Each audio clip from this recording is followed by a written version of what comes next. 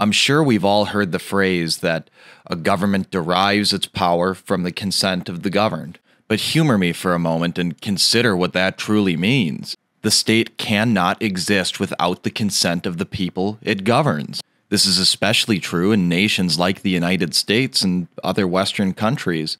The people, at least ostensibly, wield a considerable degree of power. Furthermore, the territory we control is so vast that it would be exceptionally difficult to enforce government order at the tip of a bayonet.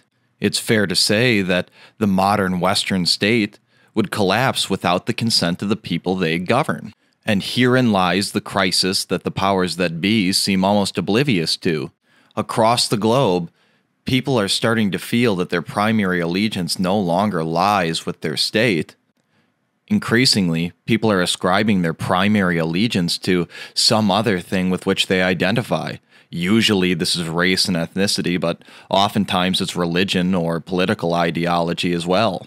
But why is this happening? Why are people seeming to regress to a sort of petty tribalism? More saliently, why is this such a problem for the modern state that I would term this a crisis of legitimacy? Well, it all begins with human nature. Humans are tribal creatures by nature, and as such, identity politics are an inevitability, much to the chagrin of many boomer types on the right. Don't believe me?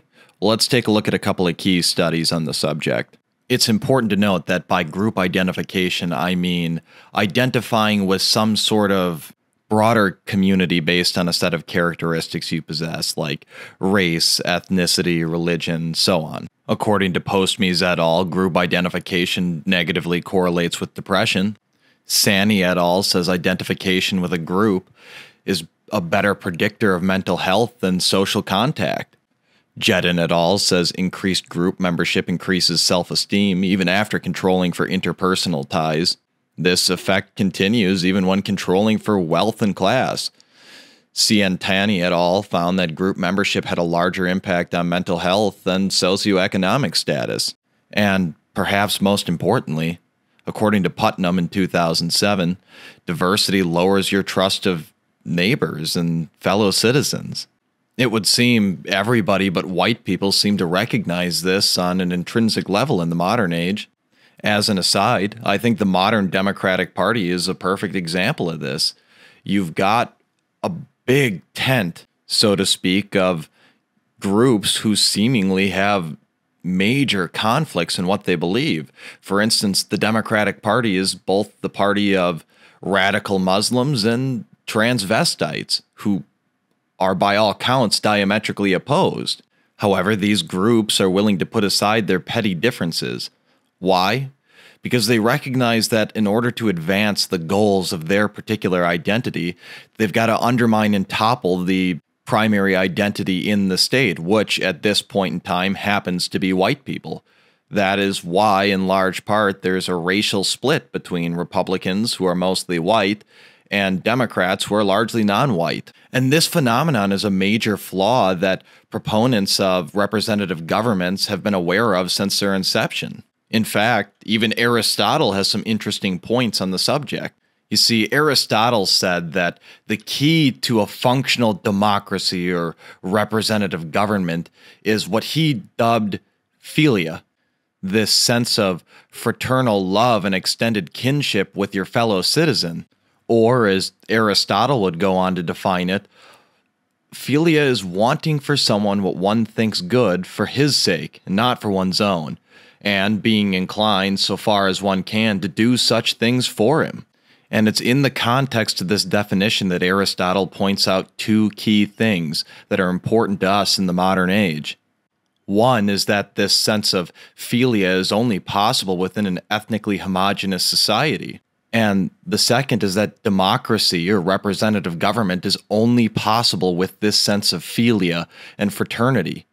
So, by extension, representative governments like a democracy or a republic can only truly exist in an ethnically homogeneous society.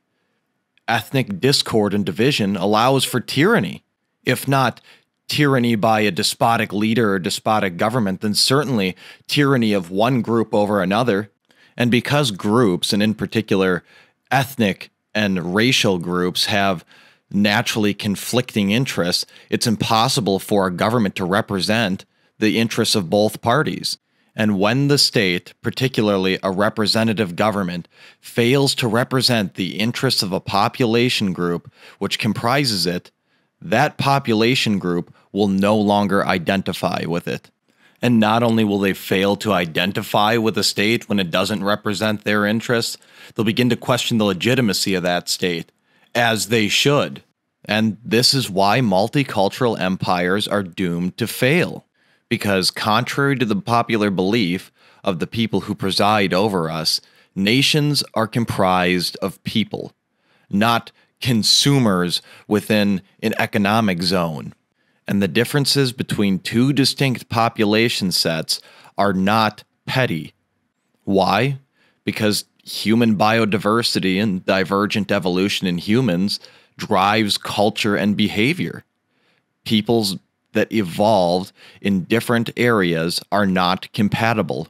To those of you who are Jared Diamond types who deny divergent evolution in humans and like to say that the differences in population groups are largely the result of exploitation, all I'm doing is simply applying the argument you make as to why there's so much violence in the Middle East and Africa. If you can claim that that violence is a result of the British colonial empire arbitrarily drawing lines on maps that combine multiple different ethnic and religious and political groups, and that's why there's so much violence, why would that not hold true in other nations?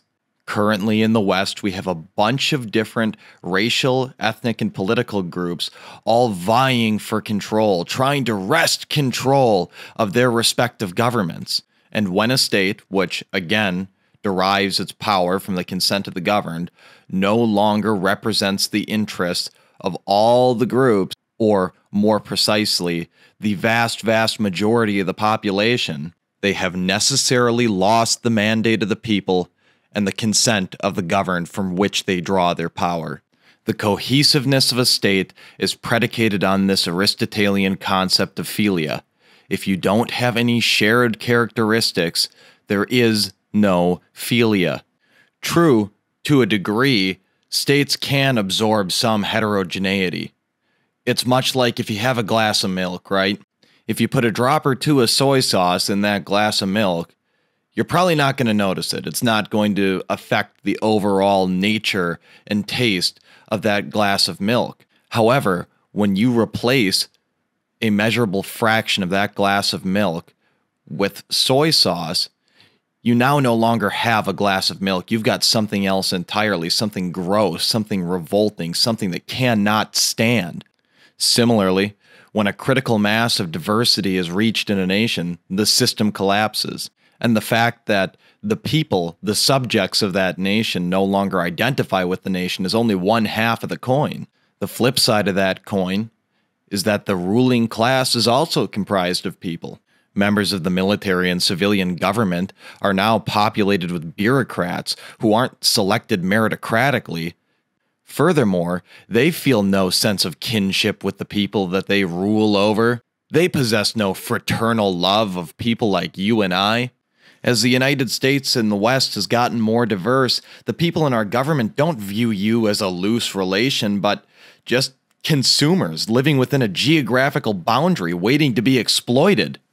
The state and all the ancillary vestiges of political power in the West aren't out to represent you anymore. The state has become the private hunting preserve of the establishment. The blind can see after the failure of the Trump administration that the party dichotomy is false.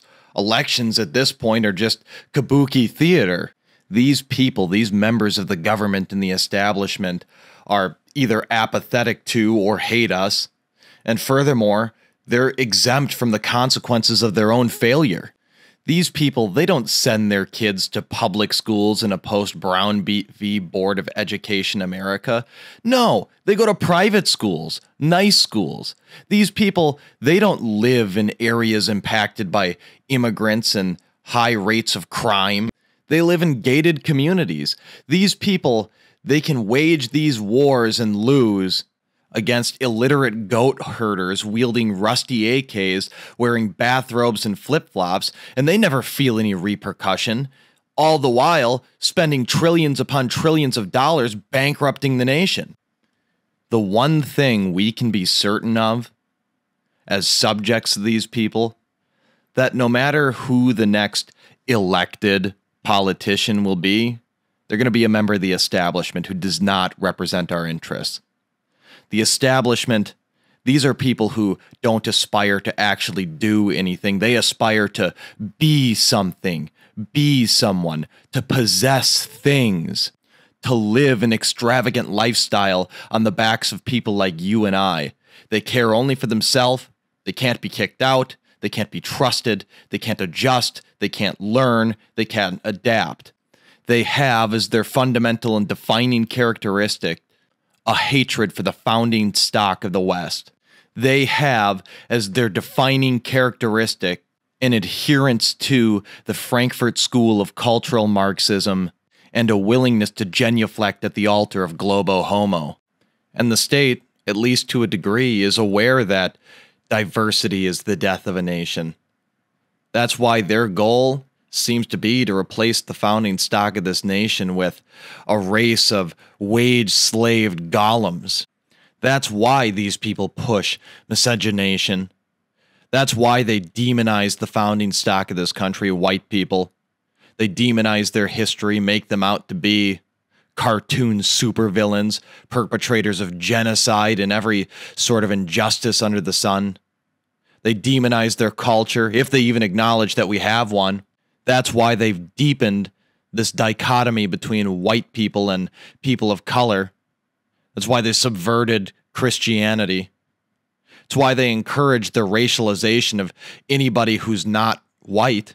They know that multiculturalism is the death of a nation. In fact, they're counting on it.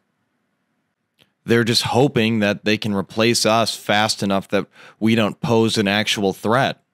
In the meanwhile, the public is anxious for some sort of non-establishment alternative that actually represents their interests. And that non-establishment alternative, more often than not, is some sort of racial identity. And that's why state armed forces and policing organizations are increasingly finding themselves fighting non-state actors, these groups that represent a wide variety of interests that are not met by the state. This is why increasingly nations are shifting their focus away from defense and foreign policy to domestic things, internal groups. Just look at our own Department of Justice and FBI. They're not really warning of other state actors like India, China, Russia, or at least not to the degree that they're warning of domestic violent extremists or DVEs and homegrown violent extremists, HVEs. It would seem that state-to-state conflict has become strategically obsolete by comparison. And if you think I'm wrong about this trend, just take a look at every major conflict that's occurred really since the Korean War. In a particular nation, there will exist two or more competing groups, adherents to a particular political ideology or racial group. They naturally feel that the puppet government that's ruling their nation does not have their best interests in mind. Therefore, because they can't change their system of government peacefully, they resort to violence to achieve their political aims. This has most often been in the context of the fight between communism and free market capitalism, or the colonized trying to throw off the yoke of the colonizers.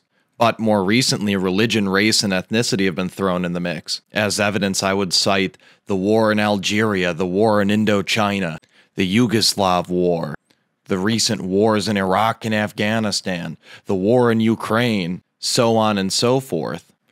And so too will it come to pass in the West, where increasingly groups of people feel as though they're a colonial subject of a colonizer government, because diversity is the death of a nation.